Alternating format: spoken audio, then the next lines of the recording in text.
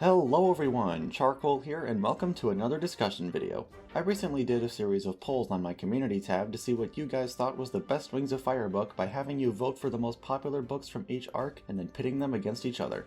The contenders were The Hidden Kingdom, Moon Rising, The Poison Jungle, Darkstalker, and Runaway. If you saw the title of this video, you can probably guess the winner. It was Darkstalker, by a wide margin too. I get that only a few dozen YouTube users probably isn't very accurate, but I think it's safe to say Legends Darkstalker is the fan favorite Wings of Fire book. And I've said multiple times before that it's my personal favorite as well. But why is that? Today, we're gonna find out.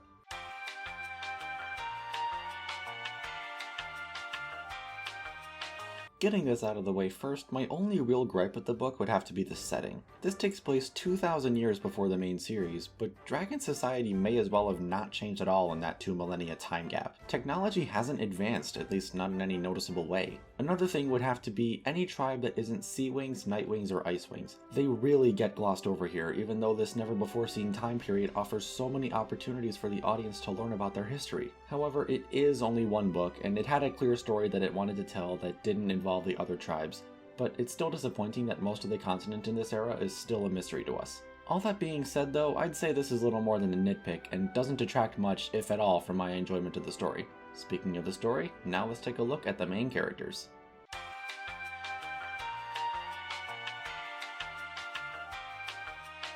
I've said it before and I'll say it again, Fathom is my favorite character in the entire series.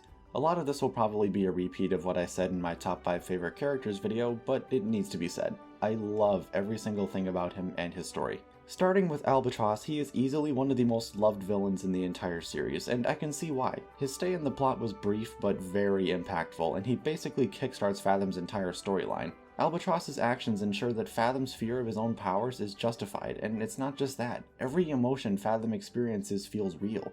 That's why I draw him so much, because my mental images of his scenes are so vivid and believable as if I was actually there in his place. Granted, I do voice him on Jade Mountain Library, so I kinda have to picture myself in his shoes, but still. Next, it's time I talk about Indigo. I've mentioned in the past that love interests are something this series has had a problem with since day one, but contrary to that, I really like this one. The main difference is that love interests in the main series tend to follow a pattern. The main character meets someone at the start of the book that they end up dating at the end despite only knowing them for a few days, at most a week. But this book establishes early on that Fathom and Indigo have known each other for a long time, making it way more believable. But most importantly, it actually matters to the story. Indigo is a constant driving force for Fathom, even when she's not present. Without their relationship, the story would be completely different, and after everything they go through, it's so satisfying to see them finally get their happy ending in the epilogue. Honestly, the only problem in my mind is that he's confined to just this book, but maybe that's for the best. His story here was so perfect, I wouldn't want any future appearances to risk ruining him. Moving on.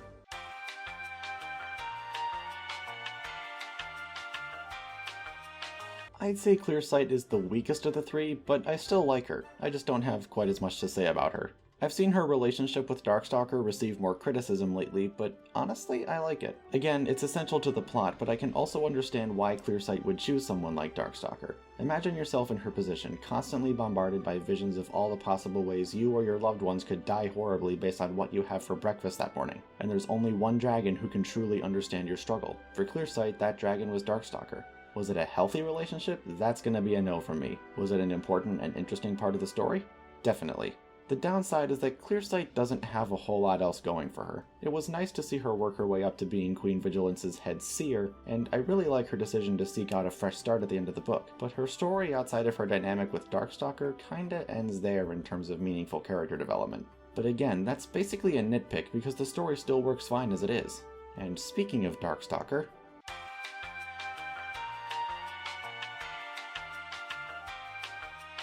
oh boy, here's the big guy. The book's namesake, the character around whom everything revolves, Darkstalker himself.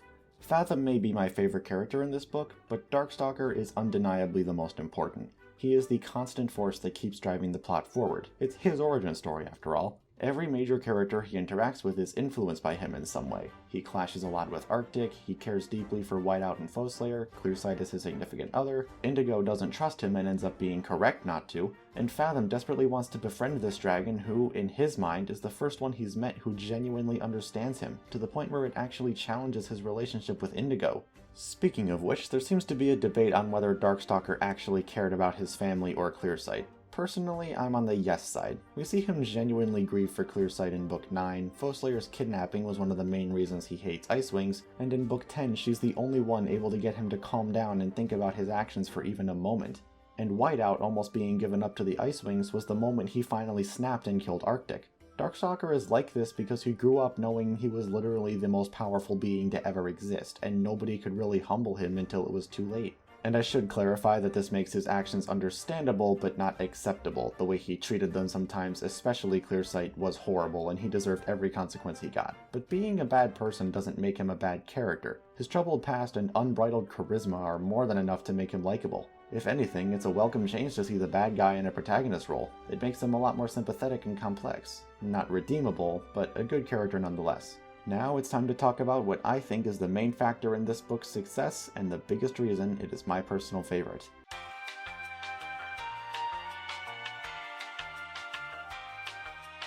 I like to think the biggest reason this book ranks among so many people's favorites is the much darker tone, mainly thanks to the violence. Wings of Fire stands out for being abnormally violent for a kids series, similar to Warrior Cats. The series started out with a bang in the Book 1 prologue as it described in excruciating detail how Byrne shredded Vider's wings and threw him and an unhatched egg off a cliff. And the rest of the arc followed suit with gladiator combat, an air raid, and kidnapping and experimenting on children. But as time went on, the series generally became tamer. Sure, the stories were nice, but fans like myself felt something was missing. Because what they really craved was violence. And oh boy did Darkstalker give us that. This book was the bloodbath we'd all been waiting for. Two big moments stand out in particular, the Sea Wing Royal Massacre near the start of the book, and at the end, Arctic's ever so infamous death scene. Just imagine, you're magically forced to obey your son's every command and you can't do anything to stop him. And what does he have you do? He puts you up on a stage in front of a massive crowd and tells you to rip out your own organs. What the f***?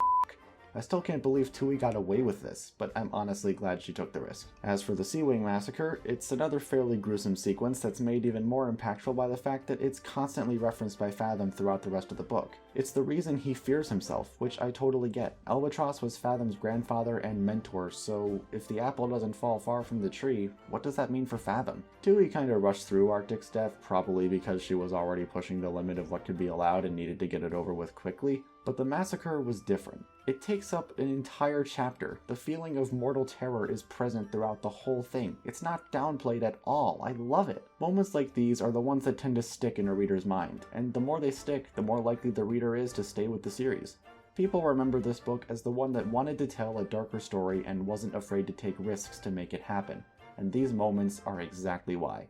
So, my final thoughts? Legends Darkstalker is, without question, my favorite Wings of Fire book. The characters are interesting, the story is thoroughly engaging, and the dark tone and increased violence are welcome changes. I highly recommend giving this book a read if you haven't already. Anyway, that's about it. No fan art this time, but as always, you can submit some in my Discord server. This has been Wings of Charcoal, and I will see you all in the next video.